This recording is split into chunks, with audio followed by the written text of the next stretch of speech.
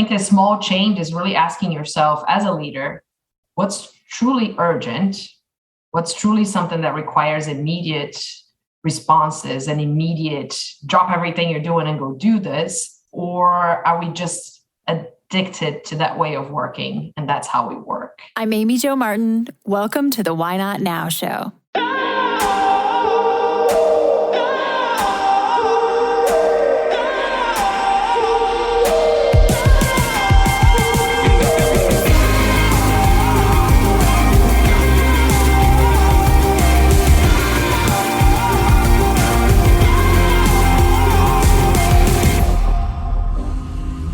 You know that thing you've been thinking about doing?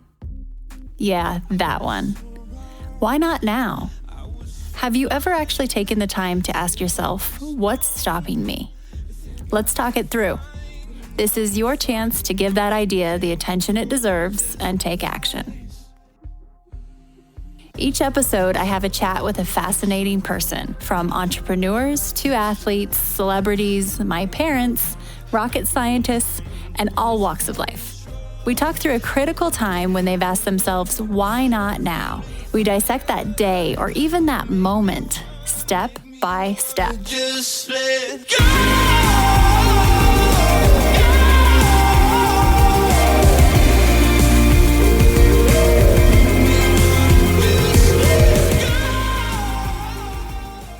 We have Tatiana Ferreira on the show today. She is my friend. She is a renegade, an official renegade, and she is a senior vice president at Neiman Marcus. Now, Tatiana has quite a colorful career journey. If you look at her roster, she's worked for some of the biggest brands in retail and fashion, and she actually got her start at Disney. So talk about customer experience. You can definitely bet we touch on that. As a top Latin female executive in the luxury experience arena, she has been able to do some things that's pretty unheard of. One of which is bring mindfulness into the corporate world. And that is something that is sometimes talked about, but rarely actually executed. Tatiana talks through in this conversation the ways that she was able to actually bring that forward. Some tactical suggestions for others in how to introduce the topic of mindfulness, the ROI of mindfulness, and actually bring it forward within the corporate walls per se. Although we don't have a lot of walls lately, right? Because we're working from anywhere. Tatiana's Why Not Now story resonated with every cell in my body. It was extremely relatable, and she refers to it as productivity hell. So those times when we have been addicted to productivity. She talks through what happened, some of the rules she set for herself, and how she was able to shift and get pretty fierce and ruthless about her new priorities. We also discuss service excellence and what it looks like today versus what it looked like 2 years ago and 10 years ago. Some things have stayed the same, and obviously some have changed. Hearing from someone who is at the highest levels of service excellence is a treat, because I definitely learned a thing or two about the customer journey and ways that we can reframe the way we've thought about customer service. Tatiana is definitely a corporate renegade, and we need more of them out there. You will understand how she paves a path that has not yet been taken. And without further ado, here's Tatiana Ferreira.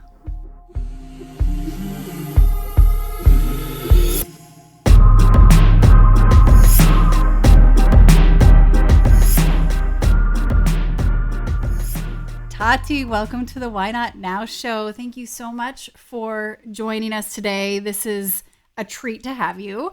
And in the spirit of Why Not Now, can you tell me about a time when you had a big decision to make and you had to ask yourself, why not now? First, Amy Jo, thank you so much for having me. So happy to be here and to chat with you. It's always a treat and joy. It brings me a lot of joy. So, and on that note, my why not now mindfulness today, and everyone who knows me knows that this is one of my favorite topics. Mindfulness to enhance productivity is one of my favorite topics. And I was a few years ago about 5 years ago. I was in productivity hell, working nonstop, feeling like it was never enough. I really call it the black hole of productivity, that you keep going and going and going, and you never really catch up. At one point, I had created this rule for myself where I would make myself leave the office before midnight, so I would not be there when it became the next day. That's how. That just right there. Can you say that again? Because every cell in my body just shook, because I'm almost in tears. I know exactly what you're talking about. So can you say that again, and just any details that you remember of those moments? Like, paint us a picture.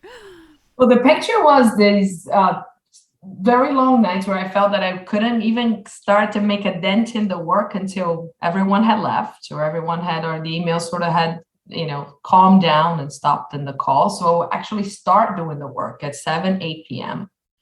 And I noticed this pattern, and I would have dinner in the office every night. And I noticed this pattern where I was staying there past midnight. And there was a psychological piece about going home and coming back within the same day, because I'd go home for a few hours and you come back into the same day, and you didn't rest. Your mind most certainly did not rest. This feeling of waking up more tired than when you went to bed. So that was really and that's where I put this, like, it's a bit of a feeble rule, but it helped me control my own psychological approach to this, to say, yeah, I'm going to leave before midnight so I can feel like I finished today's work today. Wow, that paints such a good picture for us to know exactly where you were. I know there are a lot of heads nodding right now in similar ways, whether it's that or other, mechanisms, but that happened. So then what did you do? So when an opportunity, it was a corporate sponsor opportunity, appeared to join a 8-week intensive mindfulness per performance workshop, several hours a week dedicated to this. Sounded like a great idea, something I had been wanting to explore, but how was I going to find time to do this? I was already maxed out. As I mentioned, I was maxed out everywhere. I was maxed out professionally. I was maxed out personally, but this was the time when it was available. So I asked, why not now? And I jumped. And fast forward to past those 8 weeks, which was not going to lie, it was challenging to fit in the time and to really make it uninterrupted time. It wasn't something that happened easily. But bringing mindfulness into my routine and reshaping my relationship with work and life in general was a much bigger change than I had imagined. These concepts of presence, beginner's mind, acceptance, balance, joy were incredibly meaningful to me. And I say the real game changer was the letting go concept. Okay, so I have so many questions, and I know, this time is going to just go so fast, because knowing that mindfulness for you as an executive in an industry that, probably isn't known for being on that side of the spectrum of I'd just say physical and mental health, like it can be pretty fast paced, the world that you have operated in all your career. You're a player, you're at the highest capacity and performance, and you've had this ability to embrace and actually apply mindfulness that's not in the typical, hey, let's go journal and do yoga and drink kombucha and surrender, which there's zero things wrong with that, but it's not for everyone, and it's not possible necessarily for everyone's lifestyle. So I want to dive into that a little bit more, because you mentioned you were also able to bring this into your team. And I have so many other questions as to how you got to that very moment. So let's start there. Did you have a bias or a connotation about mindfulness prior that you had to get over? Absolutely. I thought that this was something for someone who, lived in a tree and meditated and, made crafts for a living and talked to people about mindfulness and feeling. And again, nothing wrong with that. Amazing that the people have that opportunity, but that wasn't my life. That wasn't what I couldn't with a straight face speak to anyone in my team or anywhere else about that being something that could be applied. So it always felt to me very much like my preconceived notion of mindfulness and bringing it into your life are very much like a sort of a new age mumbo jumbo of, when the opportunity is right, the situation is perfect and you have everything, and you have the time and you have the ability to walk away, and I didn't have any of that. And most certainly my team didn't have any of that. We were working in a very different capacity. So this twist to the story, which is to really bring mindfulness in a performance setting and to talk about mindfulness as a way to be yourself better, show up better to others and to yourself. It was really the game changer. So the value prop was positioned to where you could see the ROI from other angles. I love that, because that's how I fell into it as well. Some of my best friends are the people who live in the trees and create crafts, and those are great. I've tried to pendulum swing there before after a big burnout and be that person, and it's just not me.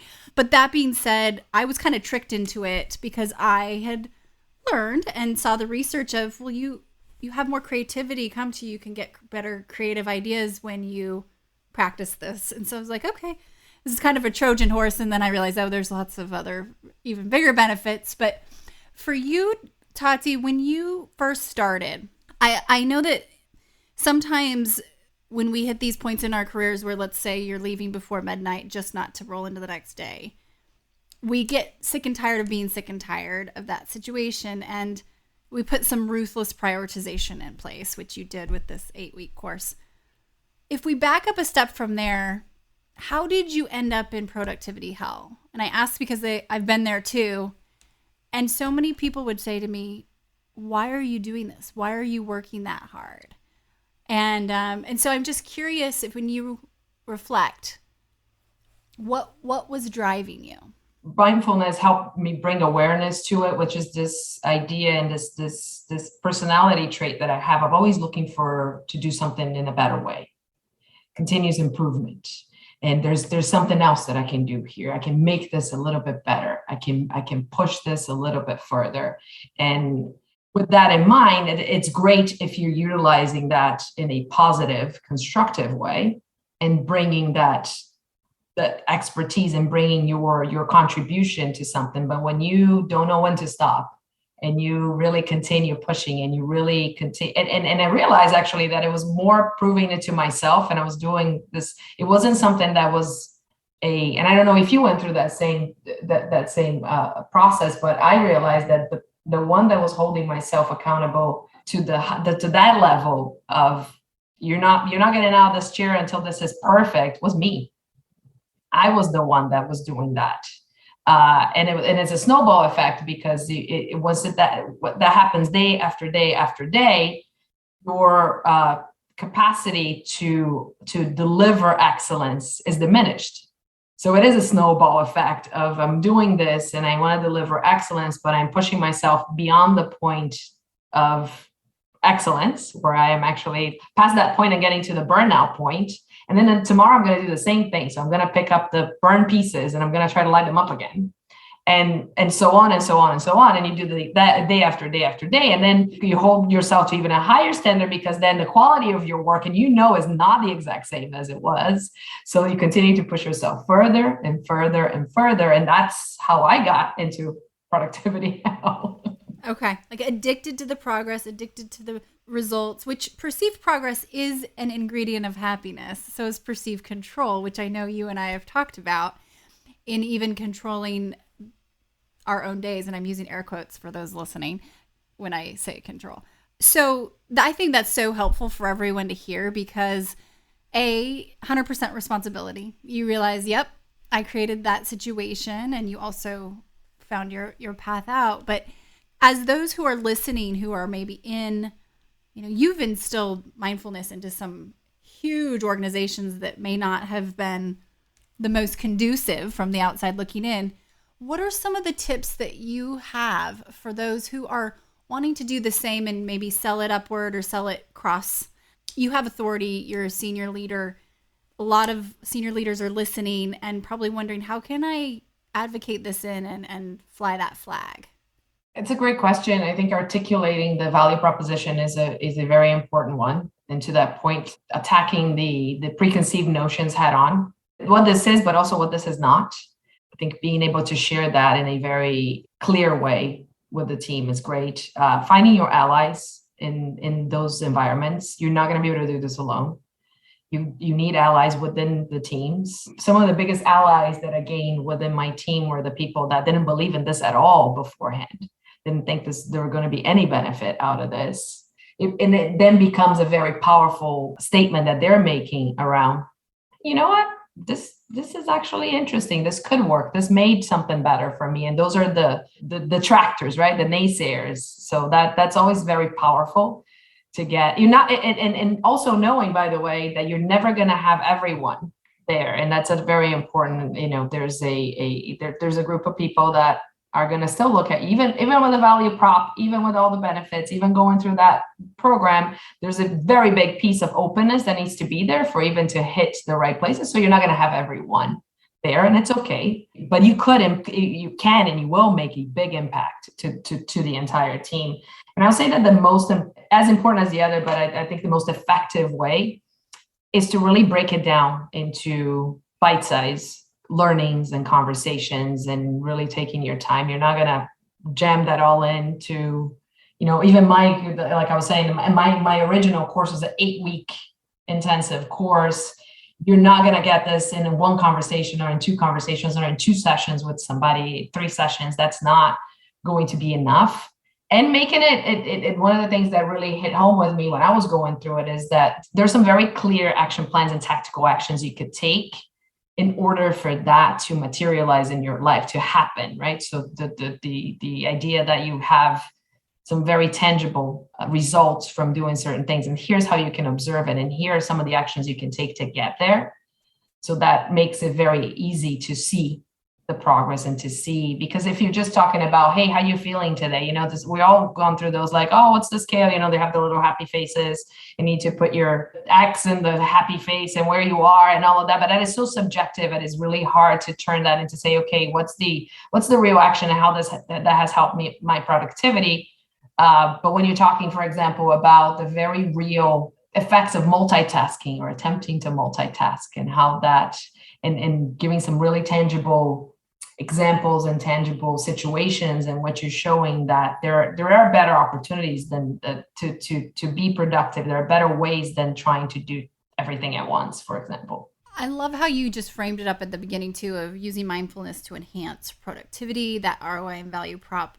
The more you say that internally, the more people will relate it and associate it to productivity. But just to recap what you said, so really confronting those preconceived notions head on, finding the ROI and the value prop that you can socialize internally, find your allies, but knowing not everybody is going to be on board, and that's okay. And that bite-sized kind of learning and combos of how you can, call it snackable pieces of execution. We've had Andy Puddicombe on the show a couple of years ago. And I've worked with Headspace and been to their headquarters and seen how they execute mindfulness inside their own walls, which is really interesting. Do you have an example or two of how you ended up seeing this consistently show up in execution? You mentioned the multitasking was one, or just something tiny that someone could start with. Something tiny because, by the way, I'm a huge fan of Andy and Headspace and what they've done. Amazing. So shout out to Andy and the entire team at Headspace, because I think that their work and the evolution of their work, it's been remarkable to see in the last few years. So shout out to them. Small ways you can see this is by how you are. I'll give you an example of something I've done for my teams, and I try to do for my teams is having the awareness that as their leader, I have a lot of control over their anxiety. That's a huge statement. That's so true. Wow. Yes. And so small things such as trying to this whole, I used to email my team any hours of the day and night and over the weekends and say, it's, they'll get to it when they can get to it.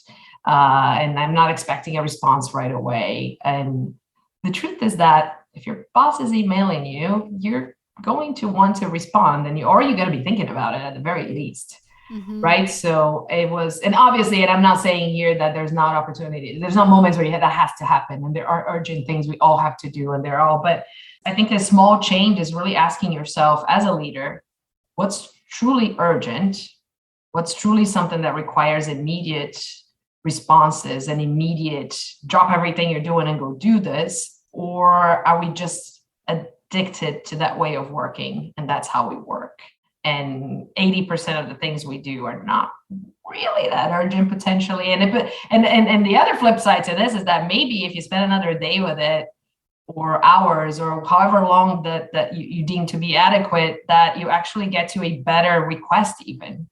And it's more productive at the end of the day, right? So I would say that's an example of one small change.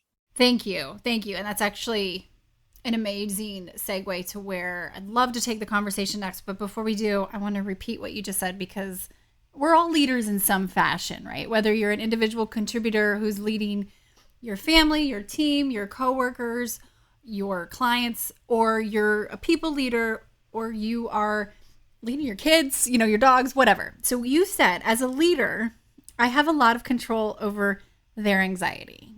And I don't think I'll ever forget that, because I'm constantly trying to even check myself as we're in a fast growing company and the heat is on.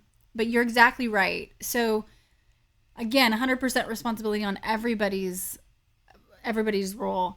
So let's shift. You have had a pretty big, clear transformation. I mean, it appears to me that there's been, an incredible season of expansion for you. Some of that has been geographic.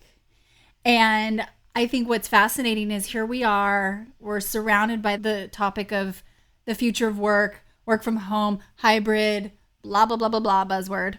You've lived it, and you're also in a huge company and have been in the biggest fashion companies in the world. You've moved from New York, right? And now you are no longer kind of at HQ. Let's talk through a little bit of your experience, but also what you see as the future of work with your team, with the business world, and with yourself. That's a really hot topic right now, big question. And I think we're all trying to figure out the final answer to this, or rather the next step to that answer. I'll start by saying that I'm very fortunate. Yes, and I have moved. I have relocated from New York. All of the headquarters that I was part of relocated. I'm currently in Miami, Florida, and I'm remote. I'm fortunate to be with a company that has been providing that flexibility and encouraging that for the last 2 years.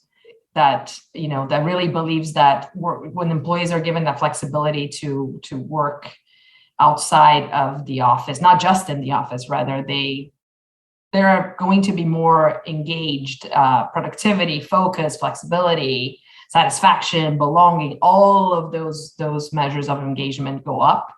And there's some pretty big studies to back that up. So I'll start by saying that that's obviously my environment is allowing for that to happen. But I would say that one of the things that I find to be fascinating about the work from home is this ability to tying with the mindfulness piece and your presence and being able to really tackle different activities. You control your interruptions, I feel, much more.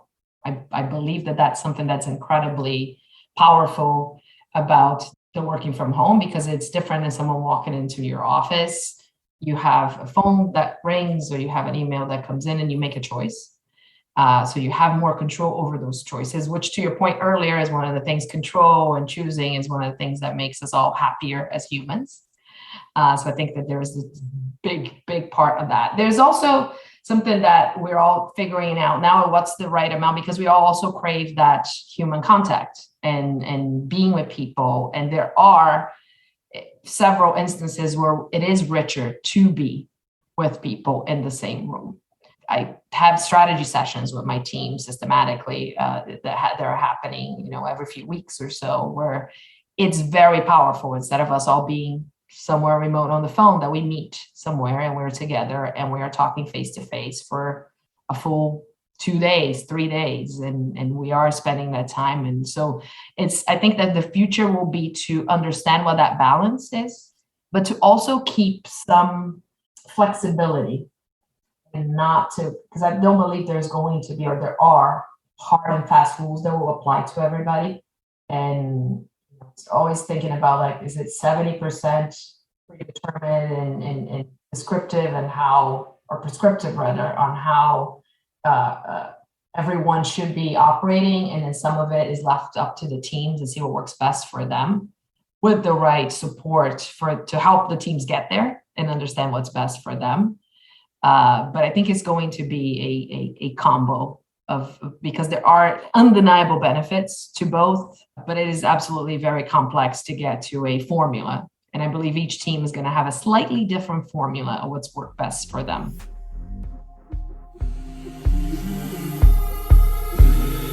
We're going to take a quick break and we'll be right back. Hi, everyone. If you are digging this podcast, please do us a favor and subscribe, rate, and review on iTunes. It just takes a moment and it means a ton to us. Reflecting back, when you say I'm in more control of my time because I'm in charge of my interruptions, I think that's something that we haven't, there's been so much discussion around, the future of work, but that's a really solid point, that I know that ability to focus, and when we change gears, we've seen the research, we lose so much efficiency when we're shifting and we can actually focus, back to your mindfulness point, but also as a leader and looking at the business impacts of talent options and really democratizing, opening up options geographically where you might be able to recruit, and barriers that we used to have is like a whole new component. And then we have the dynamic of cost and double dipping with, obviously, cost to support team members in two different places potentially. What I think about is, it's not right or wrong, of course. It just is. And we have to figure out how to navigate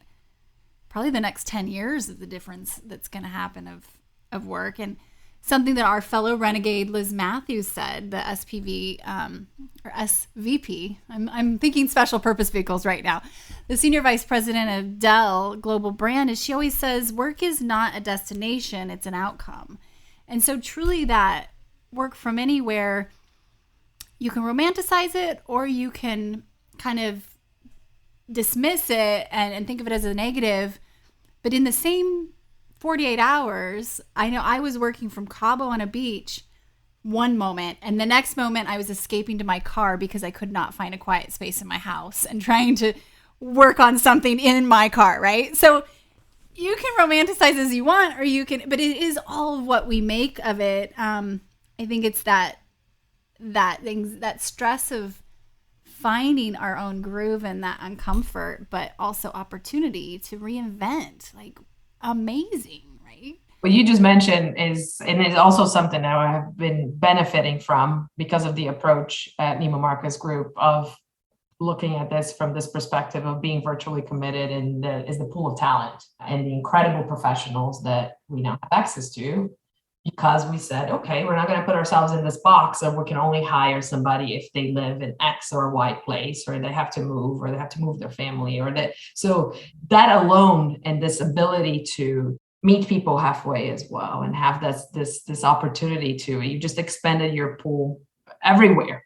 I'm sure you were much happier, even having to find the time to find a quiet moment in your car, but you're much happier knowing that you could have done, so you did some of the work in Cabo and you could have been somewhere else. So a little bit over a year ago, I had a situation, a personal situation I needed to attend to, and I needed to be with my family for an extended period of time. And the incredible thing about having this flexibility is that I was able to be with my family, and I was able to attend to the situation without having any worries, without thinking twice about it.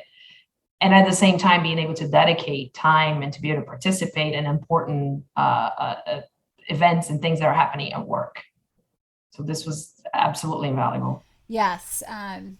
Work-life integration versus separation, right, is where we are. I always think of Tony Hsieh when he used to say that. I think what's unique about where you sit, Tati, is that I've been an entrepreneur for 13 years, so this isn't new to me per se, but this is a road less traveled for a lot of people. And for a company to enable and empower for you to be able to work from Brazil as a people leader who has a big role, a lot of expectations, that just shows signals that that culture shift is continuing to happen.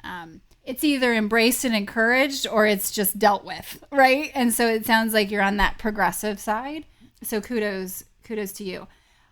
I would be remiss not to just ask any trends that you're seeing. Okay, so as background, as you heard in the intro, Tatiana has spent her career working for some of the most iconic logos you can imagine, and one of which early days was Disney. So customer experience is in your DNA. What are some of the trends you're seeing? And you can just rattle them off like rapid fire if you want, from a customer journey, customer experience standpoint. And yes, we can nod to the fact that everything's been flipped upside down over the last couple of years, so there are no rules. Yeah, no, absolutely. And some things didn't change, by the way. Yes, we flipped it upside down, but our desire to, as people, and of course as customers, to feel special, to feel heard, hasn't changed. What I would say is evolved is an expectation and a desire for respect for your individuality and the personalization that comes with it. So it's not about what you tell your customers they should do, but what you can do to help them bring forward the best versions of their true self. And the customer expects that, right? So I know you've said that to me before, like talking about people want to feel special. And so that hasn't changed. How we do it might have changed. How quickly we better do it might have changed. There's definitely an expectation that you meet them where they are today. Much less tolerance for your inefficiencies, whether they're operational, their systems issue, internal mistakes. They expect your business model to be integrated because their life is integrated. Yes. Okay. I want to switch gears just a moment too. So, and I encourage everyone to follow Tatiana, even on LinkedIn, everywhere, because her business and experience and skills and what she's seen, learned, and done is incredible. I want to shift a little bit more personal for a second. What is one lesson you find yourself learning over and over? That there's always an alternative way, that there's always another way to do something. I know that, and I find myself learning that again and again, that you can pivot the path, no matter how far you are into the path, that you can always pivot, and that trailblazing or doing something that's different will always include some scratches and some scars. It's never easy, and it doesn't get easier. It's got that there's an element to it that doesn't go away, which is that you're going to get some scratches. I hear that renegade spirit, that innovator in you surfacing when you say that, because you are. When you hear the word renegade, who do you think of? Well, obviously you. And that was not a loaded question, everyone. It might have sounded like a softball. This was not. But thank you. And granted, it is incredible to have you in the renegade community and be a part of. But given you have this marketing wizardry as well, who does individuals come to mind for you? There's so many, a lot recent. I would say Ketanji Brown Jackson, someone has inspired me tremendously right now, and what she's done and where she in something that, just became the first African-American woman to join the Supreme Court, and that and reading and learning more about her as someone that has inspired me tremendously. That's a renegade. That's someone that has gone against all odds. That's a great one. When I look at, even if I'm thinking about personalities and often folks that have not been dealt the best hand when they first started, and there's so many of those examples that really were people that had either limitations from their background or limitations from their cultural background and from those different pieces. So I think a lot of the Latinos, the Latinx, Latinos and Latinas that have made it and that have become part of the conversation, and that, not to stay with this Supreme Court theme, but Sonia Sotomayor was someone that I've always admired as well. Absolutely. A lot of the different designers, from Oscar de la Renta to Gabriela Hearst to folks that have really created an opportunity that honoring their heritage and yet pushing the boundaries of and making sure that they got a seat at the table. I'm so glad that you said that, because I think about something you've said to me before, and as context, given that you are an ultimate voice of authority, especially in your industry and within marketing and that vertical of fashion and retail customer experience. You've said before that being Latina was never a factor, really, and that there you talk about over-indexing a bit on the similarities that you share with others. Could we double click into that for a second, and could you share a little bit more of what you mean? We were talking a little bit about my upbringing when we talked about that, and how, I had this extreme support to look for what I love to do and to look for the opportunities, but that changes happens when you're able to be a part of the conversation, when you have a seat at the table. That's, in my view, how you can really influence and make change happen. And how do you get to have that seat at the table? If you're just standing out there with a sign talking about how different I am from you and what are all the things you're doing wrong and are all the things that, I don't think that really gets you to the right conversation.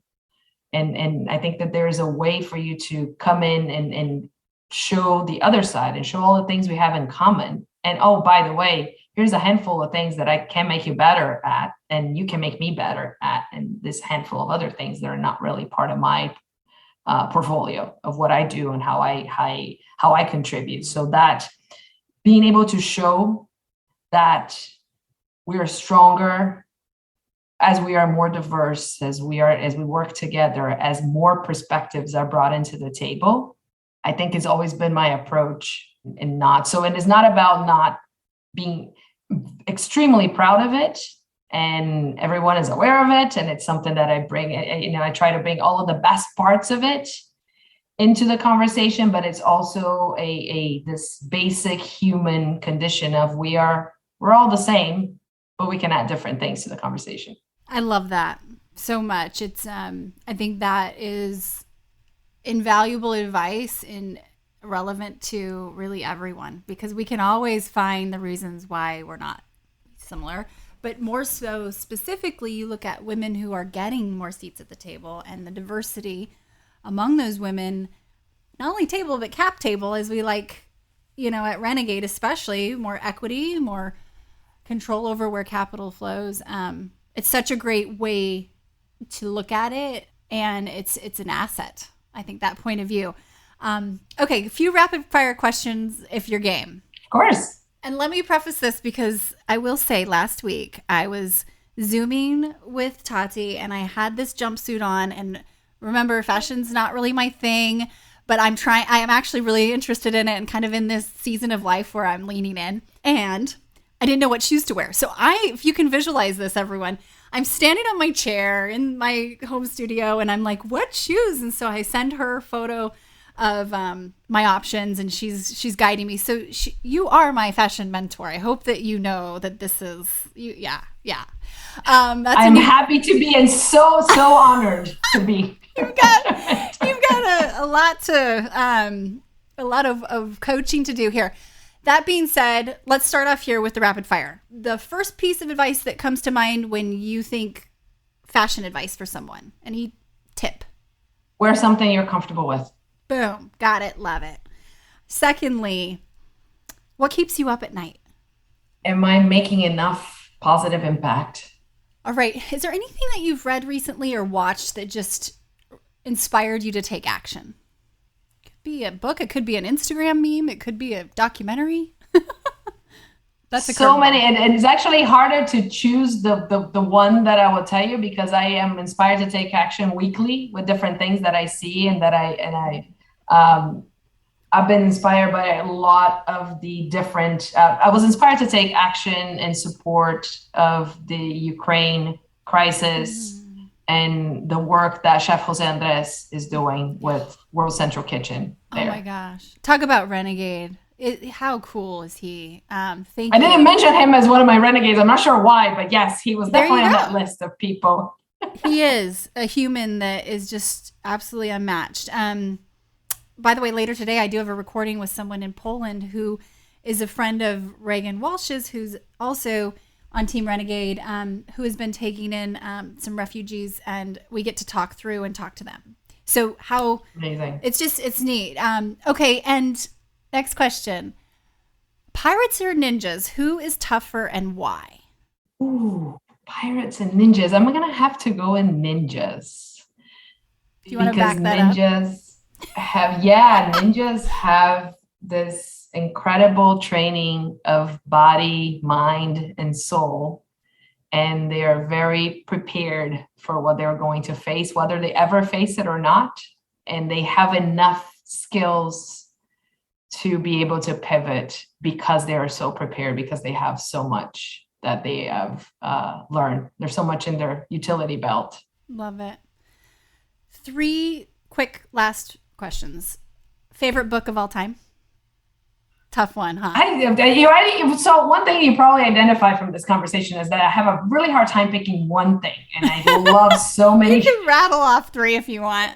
And so I will tell you that I'll go with recent, okay, which is the book that actually ties a lot of this together with what I was talking about with mindfulness, which is 1 Second Ahead. Oh yes, okay, love it. So that was a great life-changing book for me. So I will pick that one, but I will say that there's a list of other 15, 20 books that could make it here. I have a really hard time picking one favorite thing.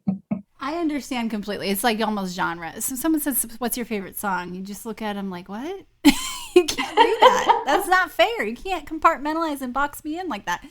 And back to mindfulness, there's one thing I would be sad if I didn't say. For those of you who are just like, what? Where would I even start? Reminding yourself, start as small as possible, like maybe an app with 1 minute, And I now have been trained in transcendental meditation, which it took me years to even get to the point to where I wanted to do that. But I don't even always use it. It's just start anywhere if you've been curious and you're flirting with the idea. Okay, last 2 questions. Number 1, how do you invest in yourself? I expand my connections and relationships beyond the obvious. So beyond the people that are right next to me, I challenge myself to get to hear other points of view and get to know people outside of what my comfort zone, air quotes here, will be. So really different perspectives, different experiences. And I always find that to be incredibly rich and a great development for me. And really challenging myself to learn in areas that feel uncomfortable to me, that I don't necessarily feel like I can be great at. And the point is not to try to be great at it, but is the challenge in the expansion. Because even if I'm not going to become great at it, it's still a tremendous opportunity to learn more and become more well-rounded. That's why I love that mosaic mentality of exchanging, value with like-minded, like-hearted individuals, but not necessarily the same. And outside of that normal kind of layer. Okay, final question, Tati. Let's take you back to, it's 11:30 p.m. You're working in the office in New York, and you're looking at the clock, and you're thinking, I need to get out of here so it's not tomorrow. And little did you know what was about to happen with this 8-week course. If you could go back to yourself in that moment, and I just picture you, and I see it's a scene out of a movie for me, what would you say to yourself? It's not that serious. You can make this different. There's no time limit to make a change. There's nothing you cannot change. There's not a moment in your life where you can't stop and take a different route and take a different direction and change everything. So that it is entirely, or mostly, with some few exceptions, not entirely, but mostly up to you. And having that clarity that I can do over, I can start again, and I can start in a different way. So good. I've got tears in my eyes over here. It's so true, and that is fact, right? You've lived it. It's pure fact. Thank you so much for your time and wisdom, energy. Corporate renegade, just making waves. We need so many in that type of seat, and you're doing it. So I appreciate the important work you're doing. Thank you so much for having me. This flew by and went by so quickly, and I'm super excited to continue the conversation. Wonderful. And where would you like people to follow you, just so they can stay in touch?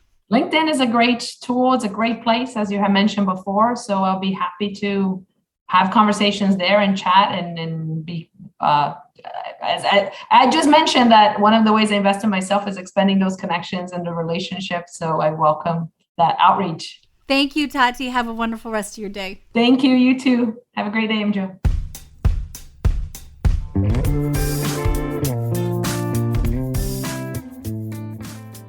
Hey everyone, thanks for listening to the show. Hit me up on social media to let me know what you think. I'm at Amy Jo Martin on Twitter, Facebook, Instagram, and LinkedIn. And I want to hear your Why Not Now moments so I can share them on the show. Just send me a note to whynotnow@amyjomartin.com. For show notes and other offers, you can visit amyjomartin.com/whynotnow. And while you're there, don't forget to sign up for my email newsletter for exclusive content and announcements. A big thanks to Rock Salt Music for all of the tunes by the talented John Coggins. And of course, a hat tip to Richard Brewer for editing and producing the show. I'll see you next time. And until then, why not now?